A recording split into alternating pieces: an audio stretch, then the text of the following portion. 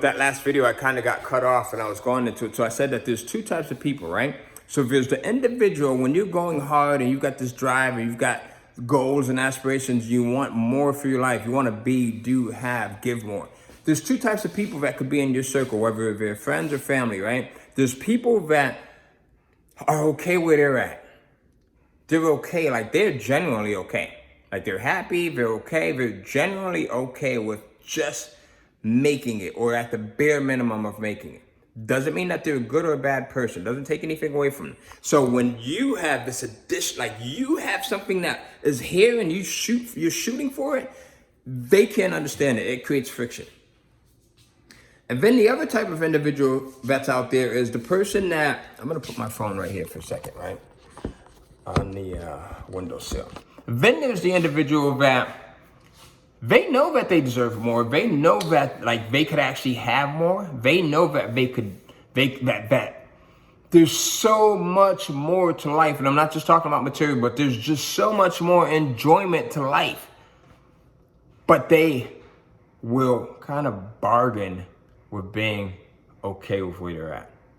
Because when they think about the work and the effort and the time and the commitment and the dedication and the discipline that goes into getting where they need to be, or where they deserve to be, I should say, because everyone deserves to be, right? Then they'll bargain with it and they're like, man, I want this. I know I deserve it, but I'm not willing to do all of that. I'm not willing to put in the work. I'm not willing to study. I'm not willing to become the next version, the next level of me so I can get there. So that's the other individual, right? Out of the two. The first is the one that's okay with being at this regular level or just below that. And then the second person that is not okay with it, or so they say, but they don't want to put in what it takes to get there. So they'll kind of bargain and give away, and they'll make a deal with themselves to not put the effort in and to sacrifice what could have been. Both of those individuals, when they come in contact with someone that really wants more, oh, I thought my kids had a bunch of dishes in the sink. I was about to say, this is not a good look. The individual that wants more, when they come in contact with that person, whether it's the husband, boyfriend, girlfriend, father, daughter, son, mother, whatever it may be, cousin, it creates that friction because it's foreign to them. And it kind of creates this level of awareness where they say, well, you know, shit, this person is working towards it. And I know that I have the ability to do it. So does that make that person better than me? So they're not thinking about all of this stuff consciously. This is all subconsciously happening. And it creates additional friction. That's why you see a lot of super successful people, or some super successful people who, and a lot of super successful people do not talk about this. But you'll see super successful people that have friction within their families or friction within their friendships because they have not learned how to address this issue. They have not learned how to be hungry and go for it, but still dedicate time and love and the energy to their family and their friends. I gotta be honest, I fell for this when I first got started. I didn't know it. I didn't have anyone to share this type of information with me. So it caused like issues with some of my family members, because I was going super hard to the point where I was sacrificing time spent with them, not going to family reunions, right? Not going to family gatherings, not hanging out, watching a football game on Sunday or whatever it may be, not going out partying, instead putting in the work. And that caused issues. It caused issues because I wasn't aware of what was going on, and neither were they. But once you start to get to a level where you start to become aware of how do you handle those things, then you can say, okay, I see what's happening here. I see what's happening. Maybe because I'm going so hard at this, it seems a little bit intimidating to that person.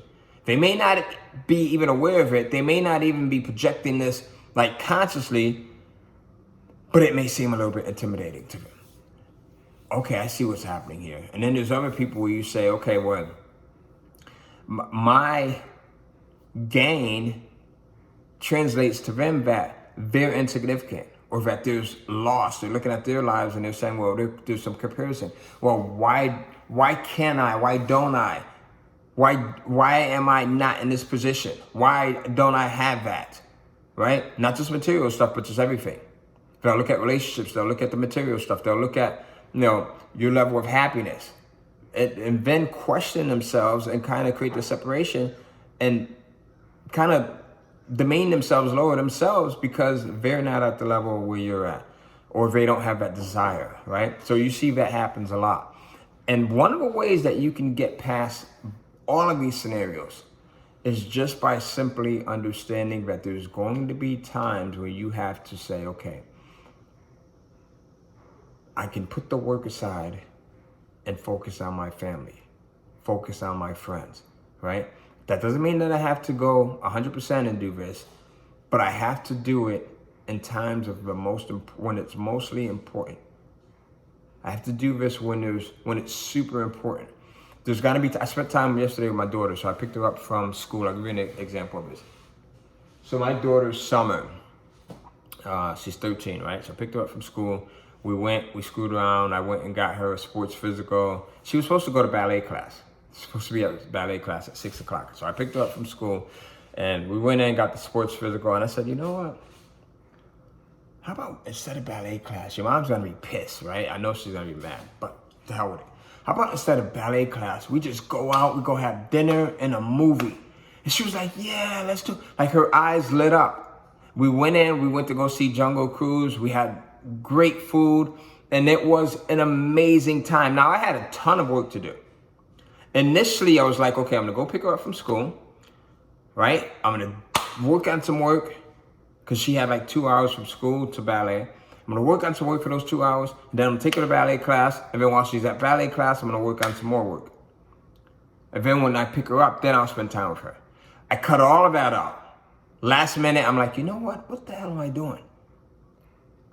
Like, let me put the time in now. We'll do something spur of the moment. And it was the best decision that I ever made. Now, do you do that every single day? No, you don't, right? Because there's going to be times you have to be focused, you have to be super disciplined, and you have to say, I'm going to buckle down, I'm going to do this work, right? But every once in a while, you have to show your family, your friends that they mean a lot to you because they are not replaceable. There's nothing as far as money or success or material things that could ever replace your truly, truly loved ones, your good friends, your family members that are truly there for you, right? There's nothing on this earth that can replace them. Not another person, not any amount of money, not any number of cars or homes or vacations, whatever, all right? So the other thing that has worked for me is just really putting more time in myself. So here's what I mean by that. So there will be times where there's a weekend, right? And I know that, like, for example, this weekend, I've got my cousin coming in, Lenny the Boss, who many of you guys have seen at Kindle Cashflow Live events. He's the MC who gives away everything. And if you haven't registered for Kindle Cashflow Live, make sure you do so by going to kcflive.com. Get a free ticket right now. So there's times where, like this weekend, right? Lenny's coming in, his wife is coming in, and his son is coming in. So I know that this weekend, nothing's happening. Nothing's happening. So what I would normally do is I'm going to get up earlier than everyone else will, maybe an hour, maybe 2 hours, maybe a half hour, right? And I'll put in the work then, whether that's working in my business, working on myself, my mental, right? Meditating, journaling, writing out my goals, or whether that's working on my physical, going to the gym super early. And then I can get back at 8, 9 o'clock. When everyone's up and they're ready to go, I can jump in the shower, and then boom, I have the rest of the day to give to them. But I put in, right, to my business, to myself, to my physical, whatever it is that you're looking for. And then the other thing I'll do is at night, now when everyone's ready to turn it down, I can go in, I can add another half hour or 2 hours at night to whatever it is that I want to contribute to. So that way, I'm not missing out. I'm giving to the family, I'm giving to friends, right? And I'm also putting in the work. I'm not missing out on that stuff. Right? But that takes a little bit of additional going hard. It takes an additional level of grind, right? And it's not something that you want to consistently do day after day after day because that can become super unhealthy as well. All right, so I just want you to know that. Now, man, along your entrepreneurial journey, I wish you the best.